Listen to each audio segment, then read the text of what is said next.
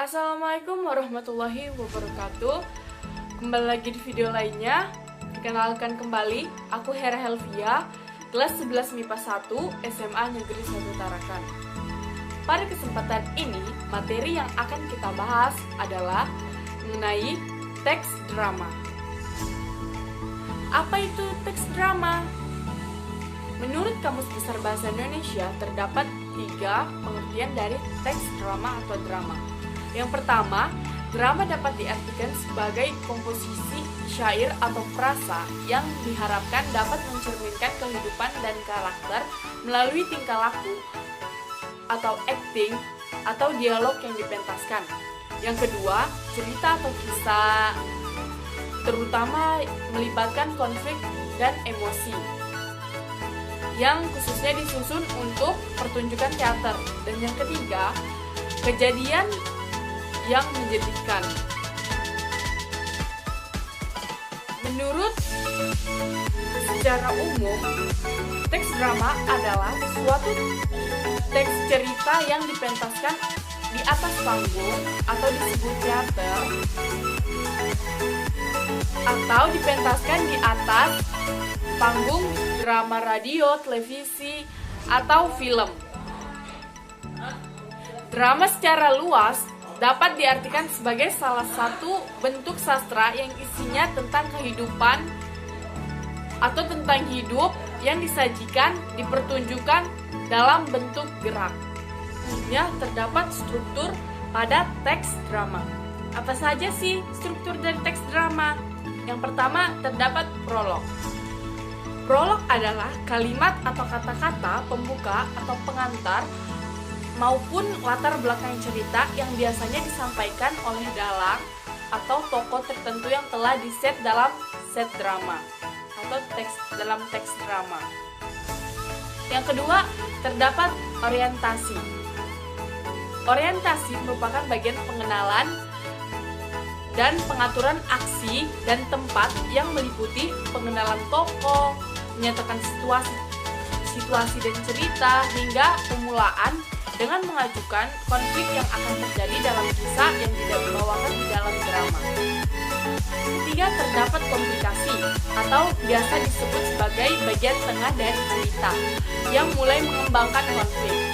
Pada bagian ini, tokoh utama akan menemukan berbagai rintangan antara ia dan tujuan yang ia inginkan atau keinginannya. Tokoh utamanya juga kerap mengalami berbagai kesalahpahaman dalam perjuangannya untuk menghadapi berbagai rintangan tersebut. Yang keempat, terdapat resolusi atau denouement. Merupakan bagian penyelesaian dari komplikasi dan berbagai rintangan yang dihadapi oleh tokoh utama. Bagian ini harus muncul secara logis dan sesuai dengan berbagai komplikasi atau klimaks atau disebut juga puncak klimaks yang menyekat komplikasi dan resolusi yang telah hadir sebelumnya. Kelima, terdapat epilog.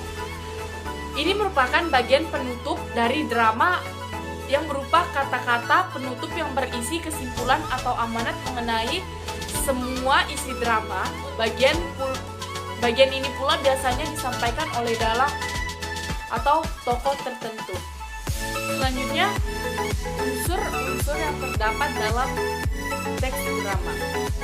Di dalam sebuah teks drama juga memiliki beberapa unsur yang berfungsi untuk mendukung di dalam teks tersebut. Yang pertama, terdapat alur. Alur berupa rangkaian urutan cerita yang terjadi pada drama. Alur yang dalamnya hal ini mengacu pada jalan cerita dari sebuah pertunjukan drama mulai dari babak pertama hingga babak terakhir. Yang kedua, terdapat penokohan. Penokohan merupakan watak atau sifat yang dimiliki oleh tokoh tersebut.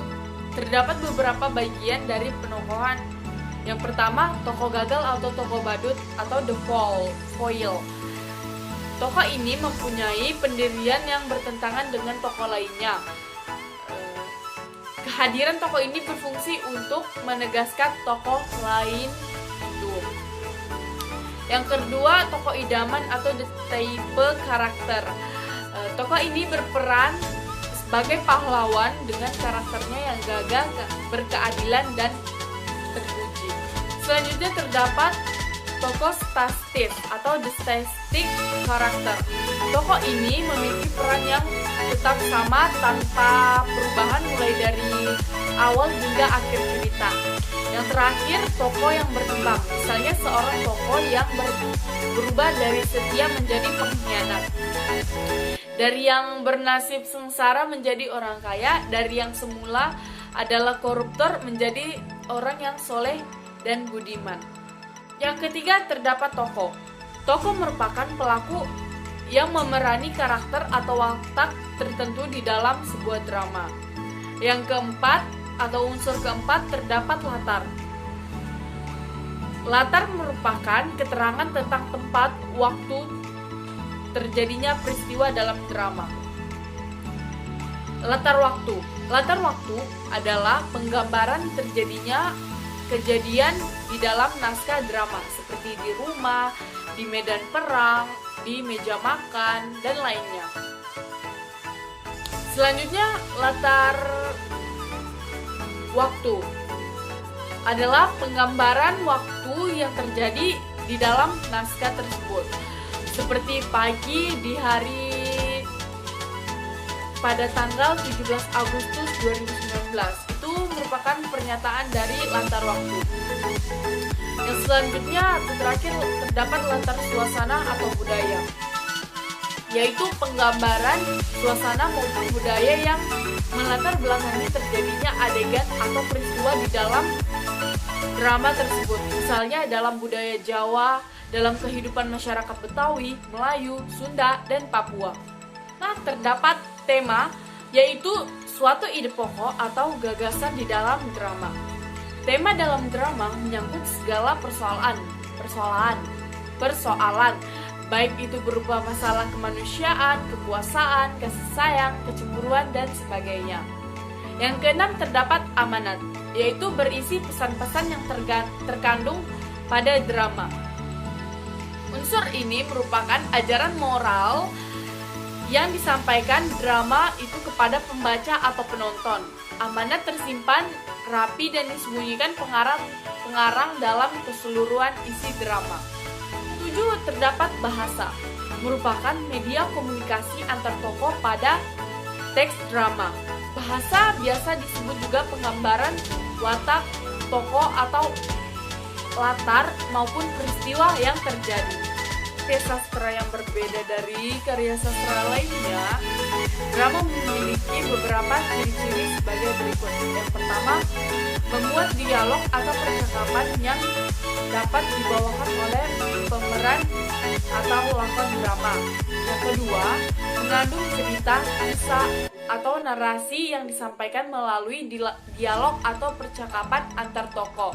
Yang ketiga, teks memiliki petunjuk khusus yang harus dilakukan oleh pemerannya, seperti mengatur ekspresi, marah atau senang, melakukan aksi, berlari atau melompat, dan lainnya. Yang keempat, karena drama secara eksklusif menggunakan dialog sebagai isinya, maka penulisan percakapan tidak usah menggunakan tanda petik.